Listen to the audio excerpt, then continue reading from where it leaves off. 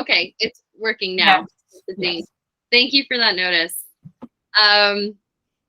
All right, so I will continue then. We're just on housekeeping, so we just did the introduction. We do ask that you please use respectful language in the chat box. We wish to create a space safe where, no one feels ashamed or discriminated against, and all questions are welcome. A recording, which is going now, will be sent to all participants who provided their email through the Eventbrite page. So thanks so much. I'm going to hand over the mic to Melissa, who will give a little introduction about herself. Thank you so much, Avril. Thank you, everyone, for being here. I am Melissa Pintor Carnegie. My pronouns are she or they, and I'm a sexuality educator, and I'm just so honored to get to share this space and be here with you all.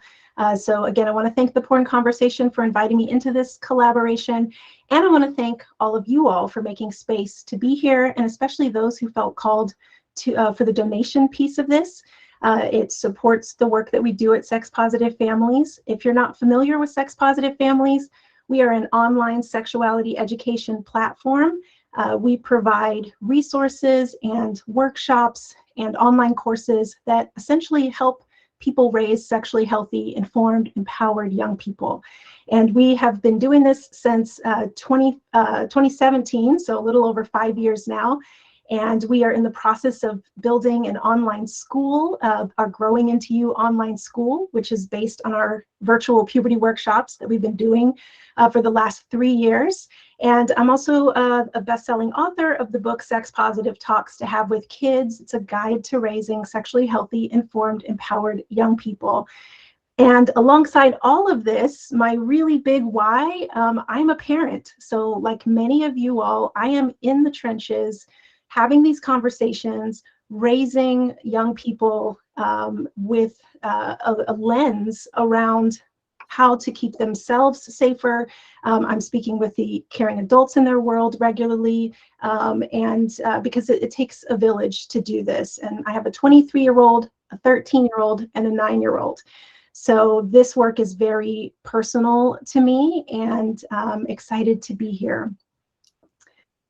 And next slide, the thought that I wanted to share with you all that I've certainly learned through not just the work that I do, but through, again, being in the trenches of having these conversations, is that online porn has a lot less intrigue to young people when you've made it safe to talk about. So if you are coming into this workshop feeling scared, feeling unsure, feeling anxious, feeling nervous, maybe you've had a situation where a young person in your world has had an exposure to porn or has sought out porn, I want you to know that you're absolutely in the right place. You're in the right community. And one of our mottos is prepared, not scared. So I'm so excited that Avril will be sharing a lot of the great resources and tools that the Porn Conversation has free and available. So I'll pass it on to Avril. Thank you, Melissa. We're so honored to have you here to support us this evening. And a little bit about me and the Porn Conversation. My name is Avril. My pronouns are she, her. And I'm a sexologist and a brand manager for the Erica Luss nonprofit project, The Porn Conversation. I also work as an intimacy coordinator for Erica Luss Films Productions, and I work as a liaison between performers and production teams and crew. So I very much specialize in porn literacy education and also in working within the porn industry as someone who is working with an ethical porn producer and director as a support on set for performers. So a big part of, my teachings when it comes to the Porn Conversation is oftentimes talking about the fantasy versus the reality. And we'll get to that a bit later. But it really does help drive those conversations, especially with the older young people in your life, to understand what really goes on behind the scenes. As anyone should know when it comes to whether it's your favorite Netflix series or to porn, right? So I wanted to go a little bit into what we're going to be touching on today. I'm going to give a little introduction about the project and also the importance of why we need to have these conversations. It's impossible not to touch on the problem with free online porn, which is the most accessible porn on the internet today, and going more into the parent tips or family tips. We have tips on how to begin the porn conversation, from opening lines to how to prepare yourself as a trusted adult in a young person's life, and also a little bit of information about your child or teen in the digital age today. So where are they at? And then that can help you form how to best approach these conversations. We'll also be sharing a bit about our free educational tools that we have through the pornconversation.org. And also Melissa will be sharing a bit of information about the Sex Positive Families educational resources as well. So I think it's impossible to talk about the porn conversation without talking about who's behind it, right? Erica Lust is a mother and an ethical porn producer and director who creates sex positive adult cinema. The porn conversation was actually created along with her husband, Pablo. And they provide families and educators with the tools to offer comprehensive sex ed to young people. Beginning with the topic of porn literacy. Their main objective here was understanding that not only is sex education, not so available, but porn has become the new sex education, right? When you don't have access to sex education and at your homes or in schools, porn is often where young people will learn, whether or not it's coming across it completely by accident. It happens. I'm sure it's happened to all of us when we Google just about anything. And also, it can be sought out intentionally, right? Young people are curious, right? They want to learn and they want to know about sex. So they deserve to be talked about it by a trusted adult. And this ties directly to what Melissa was talking about earlier. It's like when you talk about it more, it becomes less of this like mysterious, interesting thing, right? Because we're destigmatizing it. And when things become less taboo and more approached with a more supportive and educational approach, well, it becomes more real and less, something sought out and not really typically understood. So most porn that we can find online is extremely unrealistic.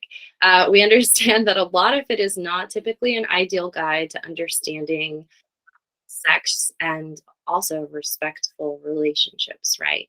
And so basically knowing this as a parent or a trusted adult in a young person's life, if you do choose to ignore the subject of porn, it can only add confusion to a young person's life, especially when they're growing up and discovering their, sexuality and deciding for themselves what their sexual future will look like.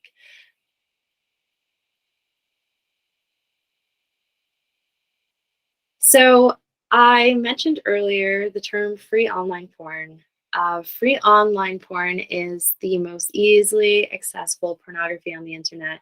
You might know of a few of the tube sites that some might come to mind, but it's just that it's one of these sites that really send messages that children and adolescents are actually led to believe that these fictional that porn creates are real.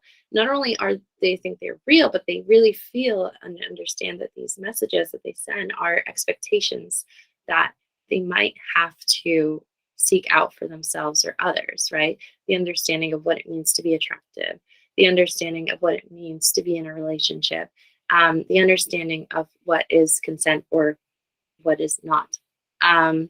Most pornography on the internet is often violently misogynistic. And it only contributes to a rape culture that we currently live in. And so what we're trying to do with the porn conversation is provide these educational resources and these conversation guides for families in order to create a culture of consent.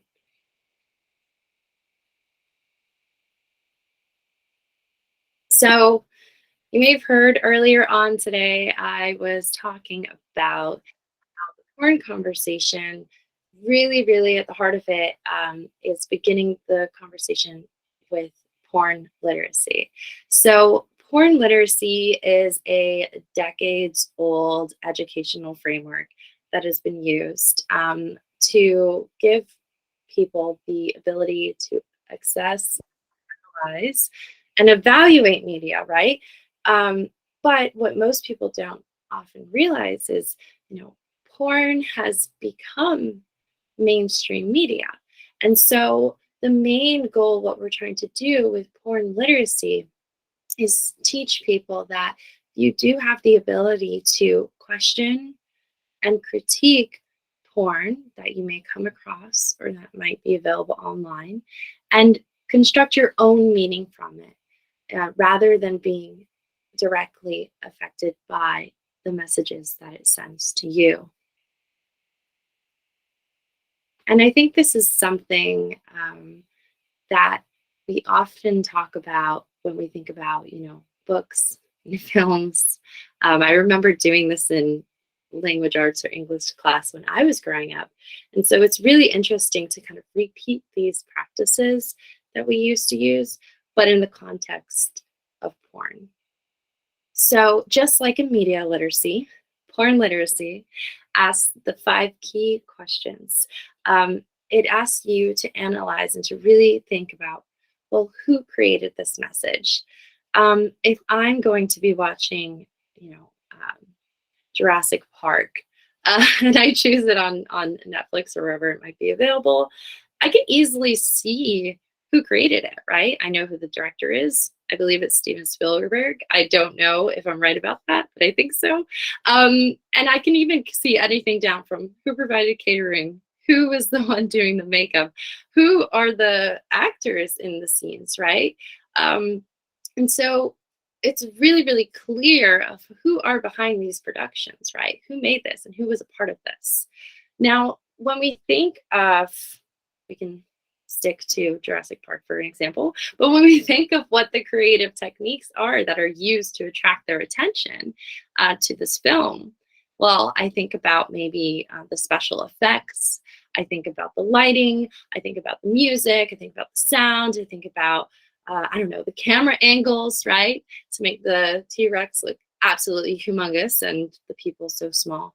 And so when we analyze porn through using these questions of media literacy, we can think the same way, right? The creative techniques that are used to attract my attention. Well, it can be camera angles, it can be lighting, it can be, I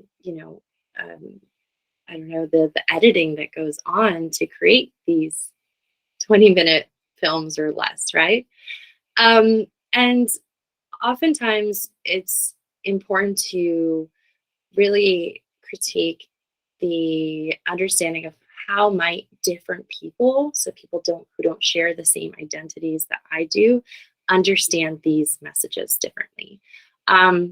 In free online porn, from the categories to the title to the content, there are many harmful messages that we can see oftentimes portrayed, whether or not it's fetishization of certain race or sexual orientations.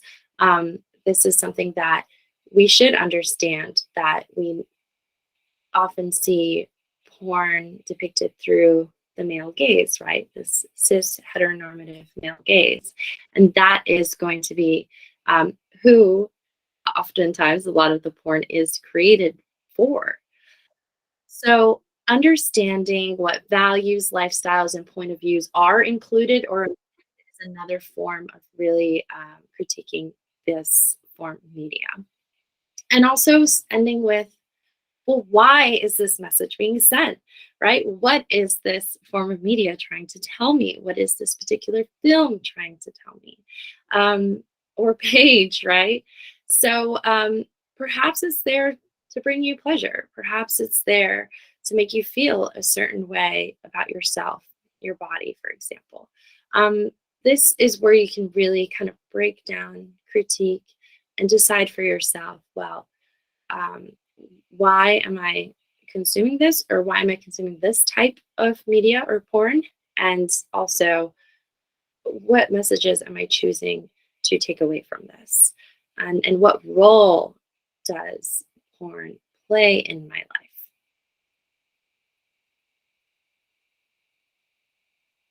So, I wanted to give a little breakdown to explain a bit about the different age groups that are represented in the Porn Conversations materials. Um, because I do think oftentimes when I hear from families, um, there can be an assumption that it's not my child or not just yet, right? There's never really an understanding of if it's too soon, too late, when is the right time. Maybe they haven't been affected by this just yet or come across it intentionally or not. So understanding where your children are in this digital age that we're living in. So at 8 to 11 years old, your child may have already shown curiosity about their genitalia, their gender awareness, racial stereotypes, and of course, maybe the famous question of where do babies come from? Um, and um, it is true that the average age a child first encounters pornography is 11 years old. So if your child is within this age group, it is quite possible that they have already been exposed to pornography. And as you know, this isn't always sought out intentionally. It's very easy to come across it if there's not any protective measures, or if there is, perhaps from a friend. There's a lot of ways you can come across it today. So by the age of 8, children are actually interested. They want to know about what is the myth, what's the lie here, and what is the fact about what they hear about sex, right? Um, I don't know if anyone out here has had any experience, but when I think back to this age group, I do remember um, there were things that you do start to hear on the playground, in the classroom, right? Even if it's just like passing comments, and you do become more curious. So I do think this is a moment of a very teachable. From 12 to 15 years old, obviously, this means like great years of puberty. So it means that your child is preparing for many changes in their life. And I'm sure many changes for your lives as well as parents, right? It can be confusing. So there's a lot of things going on, from menstruation to hormonal changes to masturbation to relationships to identity exploration. There's a lot of media messages that your child are receiving already at this age, especially if they're active on social media, right? So we talked a little bit before. I know I gave that horrible example of Jurassic Park, but at this age, maybe this is an influencer. Maybe these are pages that they're following where they're being sent messages that if I behave a certain way, if I look a certain way, if I say things a certain way, then I understand that I receive attention, right? There is a way in society that is, I don't know, almost like gifting me for being a certain way. So there are very clear and obvious messages out there already online. And so this also includes porn, as mentioned before. So chances are at this age, your child may have already seen porn either by accident or purposely seeking it out. Also, at this age, there are a lot of sexual rumors, right? Just as the ages before, Some are true, some are not. And so it's really important as a trusted adult in 12 to 15-year-old's life to really step in and be able to have the conversations to give them the information that they may be curious about, right?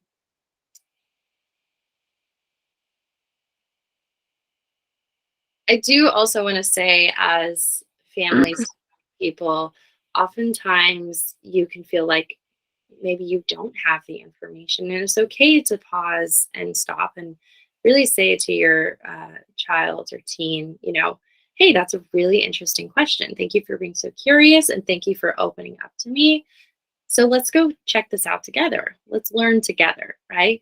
So I'm really making it a moment where not only are you grateful that they decided to come to you with these questions and were honest about their curiosity, but you're also showing them the support that they deserve.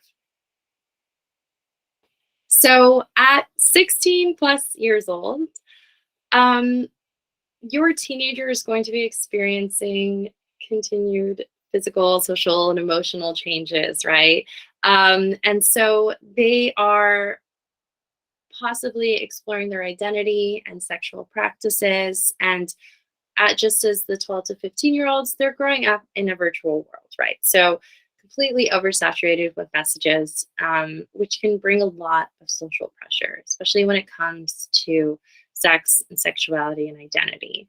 And so at this age, your child is likely to watch porn, and possibly on a regular basis.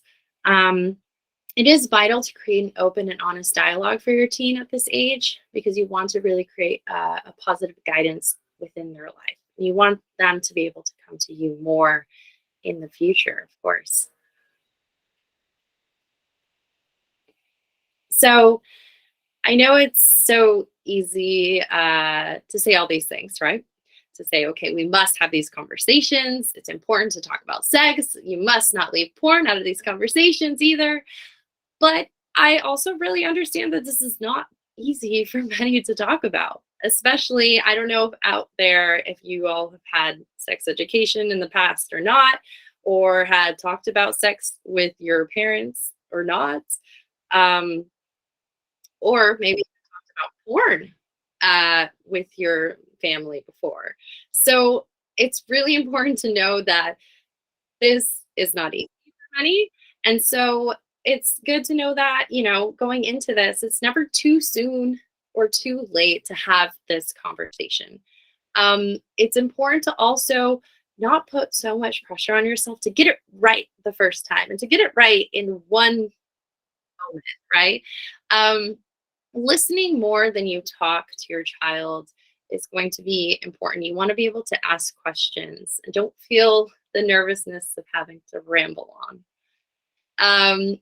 The reason why we are kind of, using the term conversation rather than talk is because we're really trying to prevent this idea that it needs to happen just once and it needs to happen perfectly. So you don't have to have the conversation just once. It should be a continuous conversation throughout your child's life. It's important not to make assumptions. So not assuming that your child has seen or hasn't seen porn is a good one. And definitely don't be afraid to ask questions. You want to know what their thoughts and opinions are, especially if they're coming to you with questions about sex or porn. Deciding too, as a family, how you will have these conversations is going to be key. Oftentimes, you will decide to have it one on one or possibly by a family, as a family. Um, and understanding too, are there topics that you would prefer to discuss with your teen or child one on one versus as a family? And thinking also about the supportive adults within your child's life, the trusted adults within their lives. How do you want them to communicate about sex and porn with them? This is going to be really key to then know how you want them to talk about these topics with your child.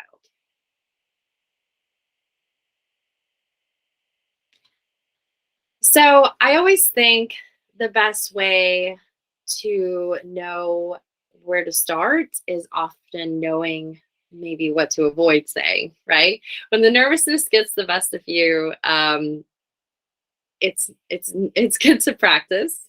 And so you really want to make sure you don't use any embarrassing phrases that's going to shut down your child, make them feel uncomfortable, and not make them feel like they can open up again to you in the future. So some tips that I have are phrases to avoid would be saying, anything negative or shameful. Where did you find that? Where did you watch it? Porn is bad. Porn is dirty. Who taught you that? Um, we really don't want to create an environment that doesn't lead to a conversation, right? I know emotions can be high. It can be a shocking moment, whether or not you come across porn on your family computer or on the device of your child. Just give them the space to speak and don't make the assumptions, right?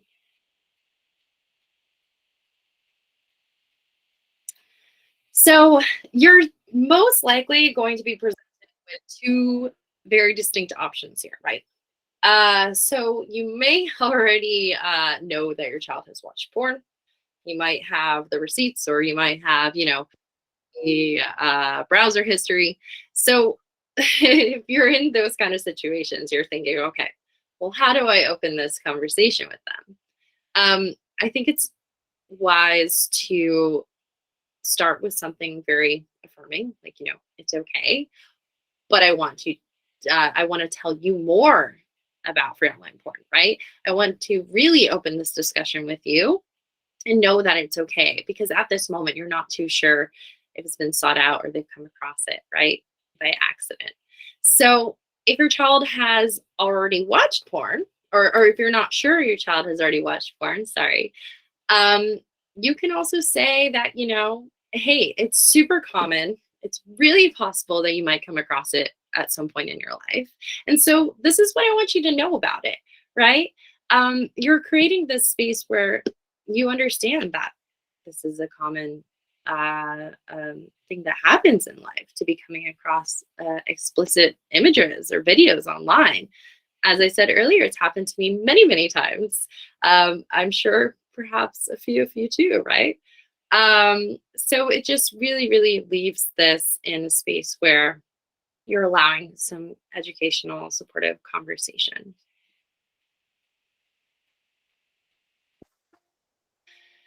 So, as lovely parents, as lovely families to young people, or educators, wherever you're joining us today, I do want to leave you with a few questions, because I do think it's important that sometimes we do the work ourselves, right?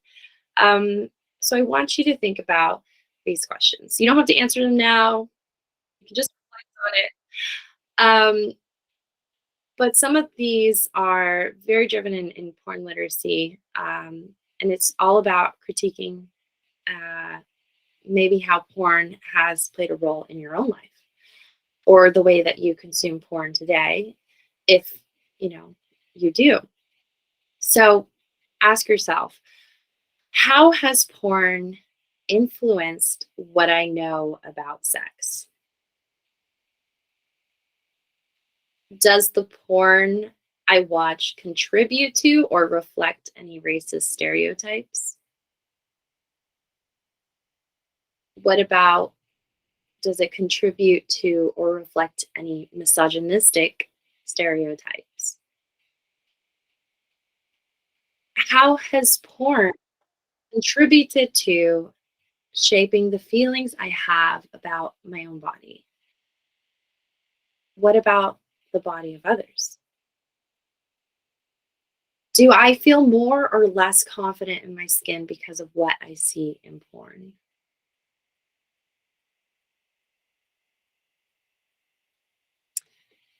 Now, like I said, total reflection time. Um, Definitely think about how you wish to now approach the young people in your life with these conversations. This was just a little bit of a taster, if you will, of the conversation. But if you scan the code to the left, or if you prefer, go to the pornconversation.org, you will see conversation guides that are dedicated to the 8 to 11, 12 to 15, and 16 up age group.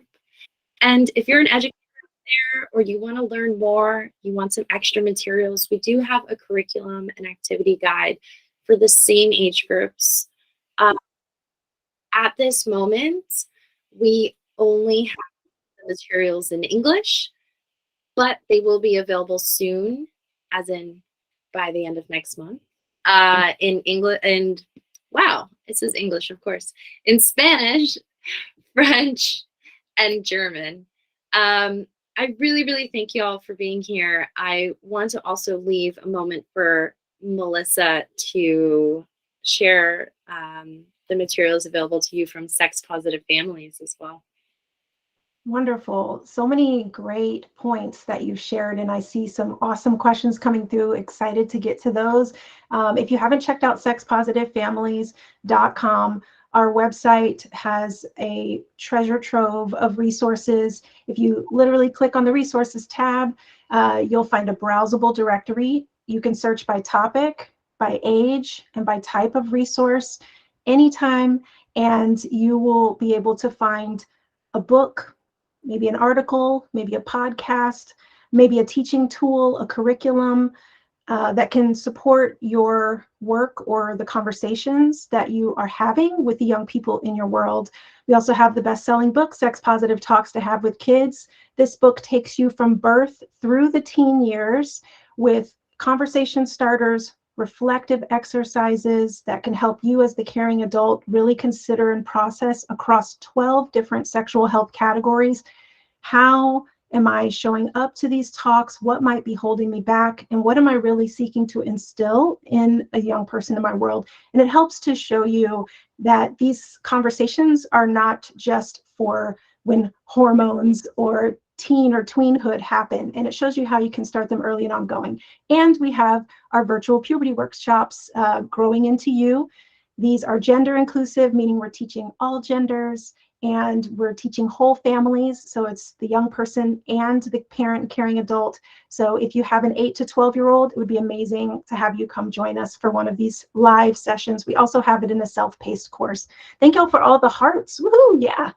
We really appreciate getting to share these resources. And again, they're being made by fellow parents and caring adults and educators. So thank you. Whew.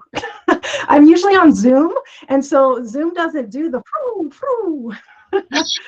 Y'all are very loving crew. So yeah, check us out.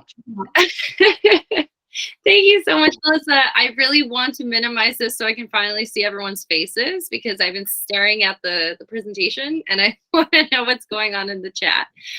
So I'm going to stop sharing my screen, but we are going to keep the recording going, if that's okay with everyone, because I do think it's important that we get to these questions. Wow. Okay. We scroll up to the very first one to honor. Okay. Order here. Let's see. We have.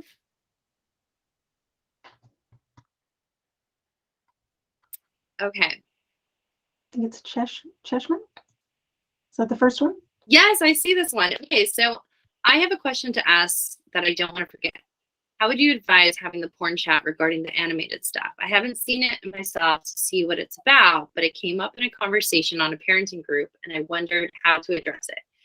In my view, it is equally problematic, but how to help them understand. So this is a great question, because it's something, I don't know, Melissa, have you seen this pop up a lot lately? Hentai, yeah. Japanese porn, and even just the animation that not necessarily one might think is what we might consider porn, using real people. I'll share my thoughts on this. What we're doing when we have these conversations is we're helping to make a distinction. And again, from that literacy lens, we're helping our young people understand the difference between entertainment So sex being used, or bodies or sexuality being used for entertainment versus education. And while they're still young, while they're still in these younger ages and their minds and their bodies are still developing and their understanding of the world is developing, it is best that their understanding of sex and bodies be shaped and guided by education, by resources that were made for education purposes, via trusting adults who are helping to guide them or educators who are helping to guide them. So whether something is animated or whether something is, actual film, with people, it can still have that same result. So we want to help them understand that if they want to be curious, if they're being curious about bodies, being curious about sex, all of that is completely normal for their age to be curious. Here are the resources made for their age so that they can learn about it, and it won't intermix any contradictory, conflicting, or problematic messages. So yeah, and that's where the resources that we're sharing, the conversations that you can have in your home or in your classrooms that can help your young person understand the difference between entertainment and education. Yeah, I completely agree. Thank you so much, Melissa. So we do have a question from Aza. I hope I'm not mispronouncing your name. Says that I'm a queer parent who has sexual assault in my history. Porn, especially the predominantly cis het brand, is one of my triggers for my own trauma. But I want to have productive and educational conversations with my kiddo that don't cause feelings of shame. How would you suggest handling hard feelings on my end while still facilitating an open dialogue? Thanks for this question. I think, this is something that I touched on very lightly, though, at the end of the session, which was, I think, be able to have these conversations as a supportive adult in a child's life. You have to really work with your own feelings and comfort on speaking about this subject. I do feel like it does help to be able to then, kind of have these conversations where you do have the differentiation between the type of porn that is more harmful versus the type of porn that is out there that does tend to be more ethically produced and educational. But depending on the age of your child, I know this can be maybe not time yet to have these conversations. But I do really, I am really grateful for you bringing this up, because I do think this is not an easy subject to tackle, especially when you are handling your own trauma from your past. Can I share a thought as well on this? Yeah. I think that the questions that you integrated into the presentation are amazing for reflection and really getting clear about your why. Why do you feel it's so important that you instill this understanding for your young person? Why is it so important that, and what are you potentially trying to prevent or mitigate by providing this kind of education? And a lot of those things many times are influenced by our own lived and personal experiences, by the things that we have felt harmed by or that we've observed others being harmed by. When we can get really clear about our why, it can help us to come into these challenging conversations with more of a sense of purpose. And it's also good to lean on supports. So even if you're, again, parenting as an individual, maybe that's a therapeutic space that can help you process, these triggers, process your goals related to parenting and having these conversations. Maybe it's another parenting friend. Maybe it's a partner that you're parenting with. It's really good to try to make sure that you have the right supports. And there's also a lot of great books, right? A lot of great resources that can help even normalize the sense of anxiousness that you may be feeling as a parent, because there's nothing bad, weird, or wrong. And even the triggers, right?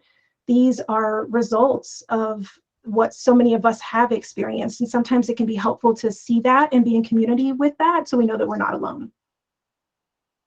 That's beautiful. Thank you, Melissa. Melissa, I'm sorry. I'm going to ask for your input again here, because I feel like this would be something hopefully you're more aware of than I am. But Laura was looking for kid-friendly sex podcasts that you could recommend that set a healthy foundation, and I can't think of any, to be honest. So there used to be this really great podcast, and if you've been following Sex Positive Families, you know, because I would always talk about it. This really great podcast called 6 Minute Sex Ed. It no longer exists. It was removed from all the podcast places, but they did have. It was made by a sex educator out of Chicago. So at this time, I don't know of a podcast that's specifically made for young people, but like on this topic in particular. But we do really love amaze.org. Amaze.org is an organization that creates videos, short, animated, fun videos for the tween and teen years to help them understand these concepts around things like porn, around bodies, around sexual health, sexuality. They also have amaze.org/junior, and that's for the younger ages. And that helps to foster that early understanding, that early openness. And so those are videos which are really great for that engaging, learning. And young people, a lot of them are watching YouTube. They're already, on these spaces. And you can even just listen to them together and use it as a teachable moment. My son, my 13-year-old, randomly the other day asked about what is gaslighting. And then it was so cool. The universe literally that same week. So we had a conversation about it. And then that same week, Amaze posted a video. What is gaslighting? And so I was like, Tyson, his name's Tyson. I was like, Tyson, guess what? As soon as I saw it pop up, I was like, hey, you asked me the other day, what is gaslighting? And we talked a little bit about it. Guess what? Amaze posted a video. Do you want to watch it with me? And he was like, sure. And we watched it, and it supported further conversation. So I cannot say enough about resources and how amazing they are. But you can always search our directory. We keep up to date with the most inclusive, sex positive resources that it can engage different learners. And if you have a learner that is on the autism spectrum, videos I've found, and I've heard lots of great feedback from parents who videos can be great as a teaching tool. And also graphic novel style books, which a book called Wait What by Heather Corinna, who's the founder of Scarletine, is a really great book. I also recommend infusing that into your curriculum in schools if you're teaching sex ed. It's graphic novel style, and it's great for the middle grade puberty ages, and it actually does have a porn literacy section in it as well. So I hope that was helpful. Oh my gosh, amazing! I wanted to send well, I think you have actually a really great resource page on Sex Positive Families. Exactly. Yep. And you can search by age, by topic. And we have a pornography category. We've got porn conversation videos, conversation guides, and many other resources listed there. Amazing. So someone was actually asking about your puberty workshops and how they can register. Yeah. Excellent question. So if you go to our website at sexpositivefamilies.com, you click on the services tab. There you'll see the option for our workshops or the self-paced course. And you can learn more about the content that we're teaching in them and how they work there, and sign up. We usually have at least one, sometimes two live workshops every single month. And then we've got the self-paced course. So if you're tired of Zooming or virtual things, or it's not resonating with your young person to do that, then you can do the self-paced, take it at your own pace in your own time zone. Yeah, and we'd love to have you join us. We've had thousands of tweens and trusted adults join us, and all genders. It's a beautiful, fun experience. So yeah, we'd love to have you. That's so sweet. I love that. I dropped the link below for anyone who's interested in learning more about Melissa's workshops. So another person had a really great question about porn specifically. They said that they're not a fan of the tube sites, but already some people are quick to say, yes, but not all free videos are like that. I was wondering, can porn be ethical as long as it's free? This is such a good question, and this is something that we talk about very often. So The reason why, I'm very careful with the language that I use when I talk about. For example, I don't use the term mainstream porn. I usually say free online porn because I feel like it's a good way of defining it, especially when we're talking about young people and it being the most accessible on the internet. But it's true. I think the term ethically produced porn feels more right for me because you can't see whether or not porn is ethical or not by viewing it. How porn is ethical, you might hear this term be used also synonymously with feminist porn, right?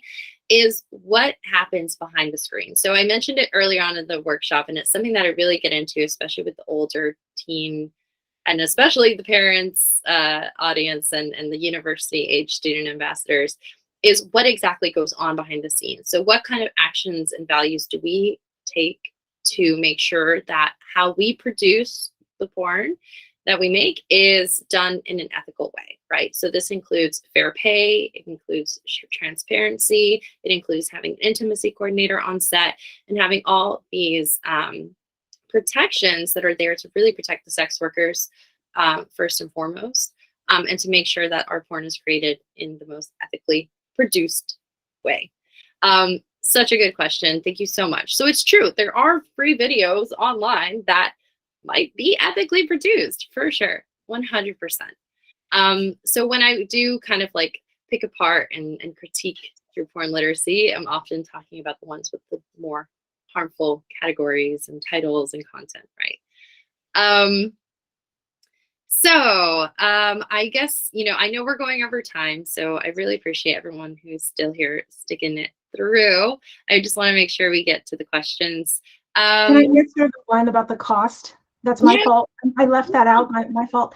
The cost for the workshops is $35 US per family. So no matter how many young people or how many adults are joining in your home or in your family, it's $35. If that feels like a barrier or is a barrier for your family, all you have to do, send us an email, say, hey, can we have a pay what you can option? Or, hey, can we join for free? We don't make you fill out a form or explain anything. We love to have you. So hopefully that answers that. Yeah, sorry about skipping that. I did see that before. Another person asked that if it's kind of useless to try to prevent kids from consuming porn, and it's more about helping them process what they'll inevitably see. That's an amazing question. I feel, and Melissa, I don't know if you agree with me, but I feel like this is a type of approach that I leave up to the family values to decide, because I think that's really up to the parents' decision of how they want to handle this inevitability or not. What do you think? I am a very strong preparation over prevention. I think, the concept of prevention is rooted in control, and it's harmful, it's unrealistic, it again doesn't speak to everyone's values or circumstances or situation. So I think that what you're asking hits at the great reality, right? Is that it is so accessible. How can we prepare our young people? How can we prepare ourselves? How can we prepare our family to show up for these moments, to better understand the types of media that we may be consuming? Again, this isn't just about porn. This is about literally all kinds of media. I mean, our young people and ourselves are being exposed to violent media, right? A lot of harmful messages that can land in harmful ways for us and our spirits. And so it's not just about porn. And so I love, again, the questions that you presented in the presentation. They're great hallmarks for us to really consider all forms of media and to help our young person develop that lens so that they can see the role that they play in helping to keep themselves safer as well. And then see you as a trusted support. And I always say that the approach is best when we're mentoring versus monitoring. If we get stuck in monitoring and that's where we leave it, then it's a gotcha, kind of thing. That again is rooted in that prevention mindset and control. And it creates an adversarial dynamic with our young person. And then who's going to want to talk to you if they see you as a police officer, just trying to catch them and get them in trouble. So create an environment where you're collaborating with your young person, you're creating shared agreements about media use, and you can start that early. That's ideal, so that you're not then sending contradictory messages along the years, and then you're having to backtrack. Sometimes that may end up being the case. And that's where these resources that we're sharing with you are so helpful, so that it can get you feeling confident and clear about your why, and starting to create some healthier habits and communication practices within your family. Great. Really, really great information. Sheena had a question about, what about young people who are curious about porn as entertainment/stimulation? Educational resources aren't going to cut it. So I agree. I think that curiosity is definitely welcome. It's something that we speak about often in our materials. Is like, it's something that, porn people oftentimes seek out as a way to, find pleasure, right? It is oftentimes seen as education and not entertainment. And so I do think this is where we kind of draw the line, and this is where porn literacy really steps in. It's like, okay, I'd also ask you, well, why do you use porn? What is the type of porn that I'm consuming? Why am I interested? It's more the why than, the yes or no, and to understand that, yes, it is a source of entertainment, and yes, it is a source of stimulation for many young people as well. And so it's just kind of providing them the tools to use it mindfully, to be conscious consumers. I think conscious consumerism is something that we're seeing in society in general right now, from the food that we eat, the products that we use on our face and our hair, right? We want to know what's behind it. Why do I want to use it? Who's this supporting? And so we can really have that same approach to porn. And so this is something that we're trying to advocate for. So I agree. I think entertainment, stimulation, definitely a use for porn. The educational resources are the tools that you need to understand and to really work through, making sure that you're being a conscious consumer. Anything to add, Melissa? I would just say, especially if you're talking about a younger child, and when I think about this question and age, again, it can be subjective and blurry and individual. But if you have a young person that is tween or younger, so let's say 12 or younger, it's so important to set some healthy, clear boundaries, and to ensure that they understand it's your job to help keep them safer as they're navigating the world and online digital spaces. These online spaces are not made for kids. They're not made by kids. And that's one thing that I know I've made very clear in our home and with our family, is that then that goes back to your question, who made this, right? Mm-hmm. Very little, a very small percentage of the things that we consume on media are made by young people. They're made by adults with adult motives, right? And so when we help our young person, even just to see that reality, even when it's a kid's show, it's made by adults with adult motives for profit, right? With an adult lens, or what an adult thinks a young person might be interested in, but ultimately so the adult makes money. It's okay to just get critical with, allow your young person to develop that critical lens. What are they trying to tell me with this show, with this message? Who's being left out of this message, of this show? We have to develop more conscious consumers and more curious, consumers, and recognize we're not with them 24/7. So if you're giving them a device like a cell phone, which young people today, some of them are given these at kindergarten age, which is like 5 years old, 6 years old. If we're giving them these devices and we are not having the critical conversations with them, that's where, again, we have to accept that responsibility, where we're not equipping them with the tools where we can help to keep them safer and help to instill habits that keep them safer. So we've got to have these conversations. We cannot just leave it up to, guesswork or chance. And even if you're a home where you say no devices for my child, if they're leaving the home and interacting with other young people, if they're getting on a school bus or if they're going to school, they're definitely engaging with other people who are coming with homes from different environments, different values, exposure to different information and knowledge. So don't think that you shouldn't have to have this conversation if you're not giving, access to these things. That's not the only way. Again, mentor, not just monitor or control. We want to mentor so that when and if they come across something or they hear something or someone tries to show them something or someone tries to do something to them, how are we equipping them? With a safe space so that they can come and talk to us and disclose when something unsafe has happened and to be aware that something unsafe has happened. We can't prevent everything, but we can have influence over the safe space that we can foster at home so it better protects them. Wow. I love mentor, not monitor. I'm gonna use that if you don't mind. I'll quote you. Yeah, well, it's so actually it's Dr. Devorah Heitner. Okay. Dr. Devorah Heitner, with a V instead of like Deborah, Devorah, Okay, Devorah.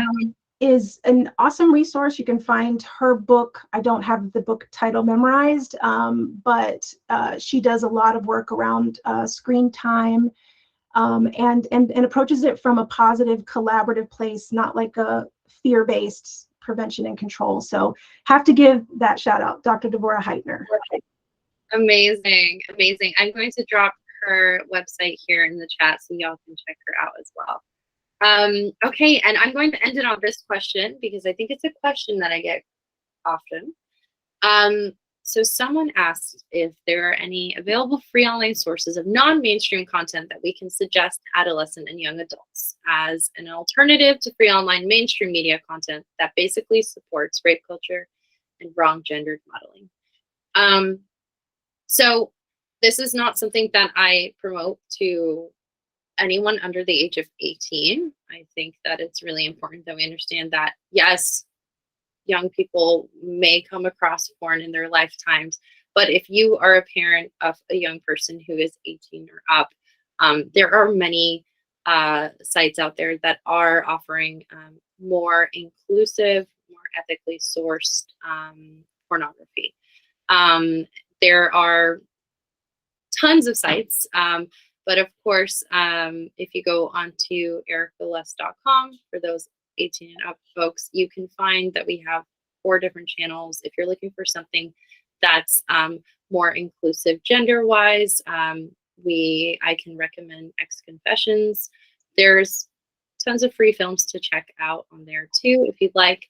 But of course, 18 up, it's for the parents to decide if this is something that you feel you want to share with the older young adults in your life, or for yourselves. Why not? So, do you have any other resources, Melissa, that you would like to share? I think that's a great resource, and the big key distinction is 18 and up. 18 and up, right? Because if we start blurring those lines simply because our young person says, but I want to, but I think I'm ready, or we're blurring the lines and we're sending a mixed message. And just like, if you want to think of other examples, just like driving, right? Or just like alcohol consumption. And again, this is all going to be different wherever you live. And so that's where the subjectivity can come in. And again, who created these laws? Why did they create them, right? Like we can have a literacy lens on so many things in life, and we should be curious and always asking. And so young people can understand typically, right, the boundaries, it's all about boundaries, the boundaries that exist around certain activities in life that are for young people, for kids, and that are for adults. And so we've got to hold to that line when it comes to their safety and when it comes to online porn access. It's not for kids. It's not for young people. And so here's a key angle. We're having these conversations now because someday you might decide that you want to watch porn. When you're old enough to do that, you might make that decision. And I want you to know that there's nothing weird, bad, or wrong if you decide to make that decision. It can be a beautiful, tool to support your pleasure or in your relationship, right? And so when and if you do, this is why we're having these conversations. But while you're still a child, a young person, this is not safe or acceptable or appropriate or reliable way to learn about these things. It will and can send you mixed messages. And so if you have questions, I want you to know you can come to me. Mm-hmm. It's still you talking to the child. I want you to know that you can come to me and feel safe to ask. And we can explore some resources that are made for your age, right? And like you said earlier, if they're feeling like the only way that they can explore or understand their body is with the use of pornography or a video, that's an opportunity, right? To talk with them about, share with me why, share with me how. And that usually comes from, again, there at some point, there likely was a point where maybe you weren't fostering this understanding, and they took that opportunity, to access that porn, or they're hearing about it from peers who aren't having these conversations with the adults in their world. So they're thinking, well, this is what I must do, or this is a cool thing to do, or what I should do. And this is where you can talk about what are some other ways you can get to know or explore your body that aren't reliant on videos or tool, again, even sex toys, because that question comes up. Should I give a sex toy to my teen? We have an article about that at sexpositivefamilies.com to give you some things to think about. So yeah, lots of quick curiosities and conversations from this. And the other C word that comes from this is connection. So that's really what you're trying to do, is foster connection through opening up these talks. That's great. Thank you so much, Melissa. I really, really appreciate your input. I'm sure everyone else does too. We're going to close it off. We went over, but thank you all for sticking around. So many of you did. As we mentioned before, we're going to have a recording of this. So if you want to share it with someone in your life, we'll be sending that out tomorrow. Thank you so much. Thank you so much, everybody. Have a great evening. Thank you. Thank you all so much. Keep up the loving work.